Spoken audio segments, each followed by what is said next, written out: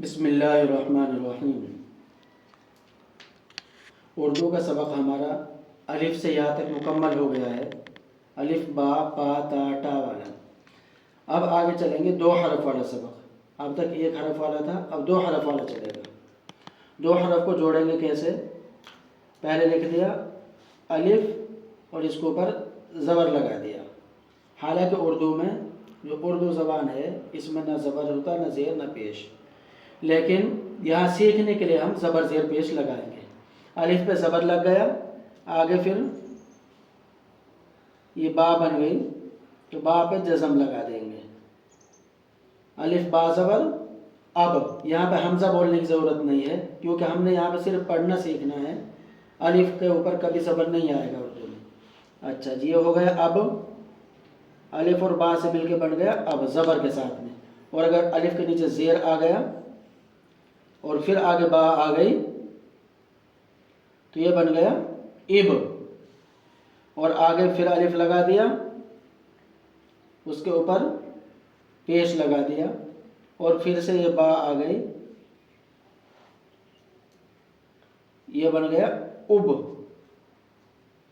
ایسے ہی اسی طریقے سے ات، یہ الف آ گیا، پہلے پا آئے گی، با کے بعد میں پا، یہ الف کے اوپر زبر، اس کی آواز آئے گی آ، اور آگے پا کے اوپر جب یہ لگ گیا تو اس کے ساتھ میں جوڑا جائے گا تو آ پ اپ۔ اور ایسے الف پھر دوبارہ لگا دیا، زیر لگا دی، اور دوبارہ سے یہ پا لکھ دی، اس کے اوپر جزم لگائیے تو یہ بن گئے اپ، اور دوبارہ سے پھر یہ الف بنا دیں گے، اس کے اوپر پیش لگ گیا، اور یہاں پہ پا بن گئی تو یہ ہو گئی اپ۔ اب اب اب، کیونکہ زبر کی آواز آ آئے گی، زیر کی ای اور پیش کی او، کہیں پہ بھی زبر زیر پیش آ ای او، با کے اوپر ہے تو با بی بو، یہاں پہ اب اب اب اپ اپ اپ، آگے ات ات ات اٹ اٹ اٹ، وہ سارا با پا تا ٹو ہے، ایسے ہی چلے با پا تا جو بھی ہے، یہاں تک یہ سا تک آ گئے سبق۔ اس کے بعد میں اب چلے گا ہمارا جیم والا سبق۔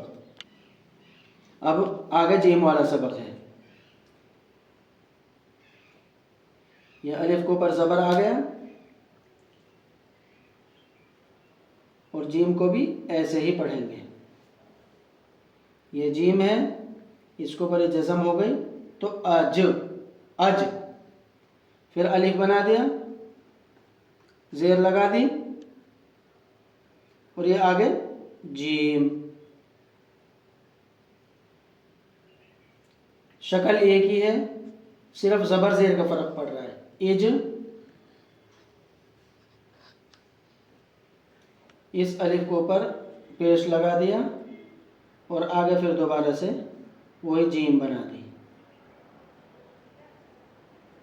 یہ ہو گیا اج، اج اج اج، اور آگے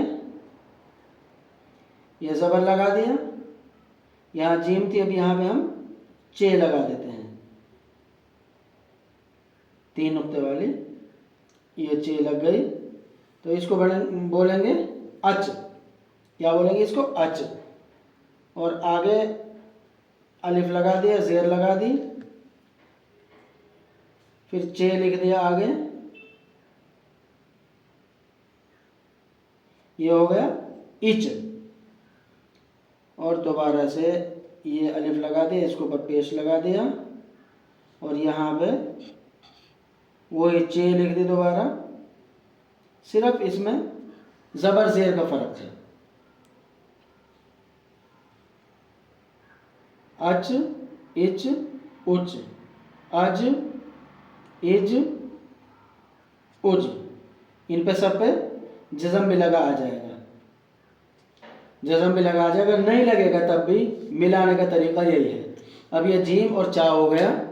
अब इसके आगे दाल वाला सबक, जीम है ना, चा हा खा, ये सारे सबक इससे जुड़ जाएंगे।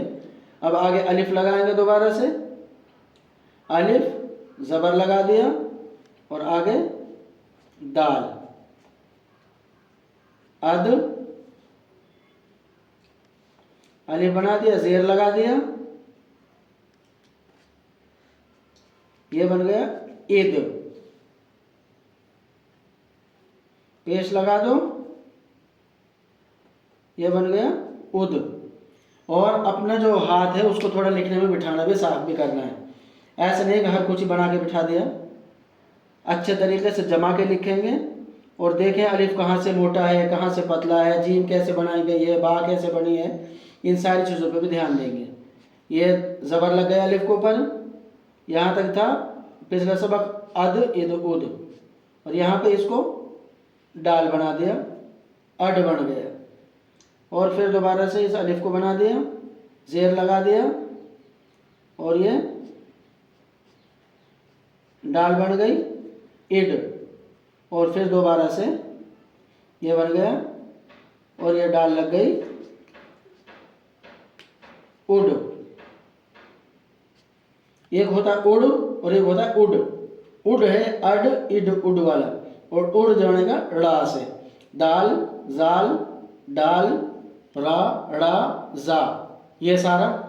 और इसी तरीके से यहाँ से आगे ये अलिफ बना दिया, इसके ऊपर ज़बर लगा दिया, ये सीन बन गया।